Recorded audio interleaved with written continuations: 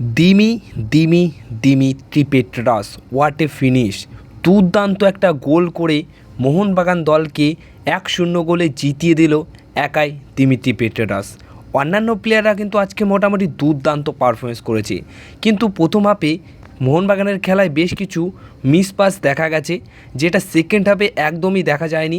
Second হাফে যে কটা অ্যাটাক করেছে মোহনবাগান দল, সব কটাই অ্যাটাক ছিল নিখুঁত অ্যাটাক।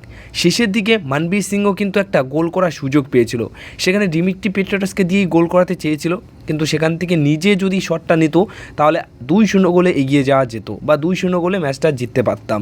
এছাড়া বন্ধুরা, জনি কাউকোর কিন্তু একটা ফাউল হয়েছিল বক্সের ভিতরে, ওটা কিন্তু পেনাল্টি ছিল। তো 75% পেনাল্টি দিতে পারতো, বাকি 25% অবশ্যই বলে যেরকম ওনাইডিয়ার টাচ হয়েছে তার থেকেও বেশি কিন্তু আগেই টাচ হয়েছে জনি কাউকোর, সেই অনুযায়ী রেফারি মনে করছে ওটা পেনাল্টি না, তাই দেয়নি। কিন্তু ওটা ক্লিয়ারলি পরে দেখা গেছে কিন্তু পুরোপুরি পেনাল্টি ছিল।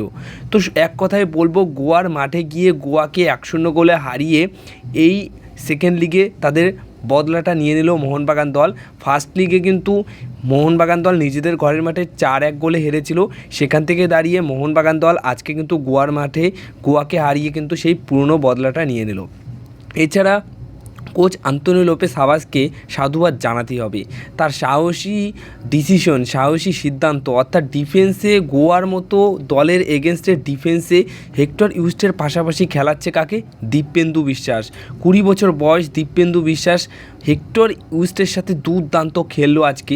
তিনি পুরো 90 মিনিট কিন্তু আজকে ম্যাচ খেলেছে এবং দুর্দান্ত খেলেছে। তো সেই অনুযায়ী এই যে সিদ্ধান্তটা নিয়েছে আন্তোনিও লোপেস হাভাস, এটা কিন্তু জোয়ান ফ্যান্ডো থাকলে কখনোই নিত না। তিনি অন্যরকম ভুলভাল সিদ্ধান্ত, হয়তো দীপক টাংরিকে খেলিয়ে দিত ওই জায়গায়, নাহলে অন্যরকমভাবে খেলাতো। তো সেই অনুযায়ী আন্তোনিও লোপেসের স্ট্র্যাটেজি, পরিকল্পনা, প্ল্যান এ বি আছে কি না নেই সেটা কিন্তু আমরা দেখতে পাচ্ছি। হ্যাঁ, তার প্ল্যান এ বি স্ট্র্যাটেজি, সফল স্ট্র্যাটেজি রয়েছে, পরিকল্পনা আছে, এবং তিনি যে কতটা ভালো মানের কোচ তিনি আবারও কিন্তু সেটা প্রমাণ করে দিল।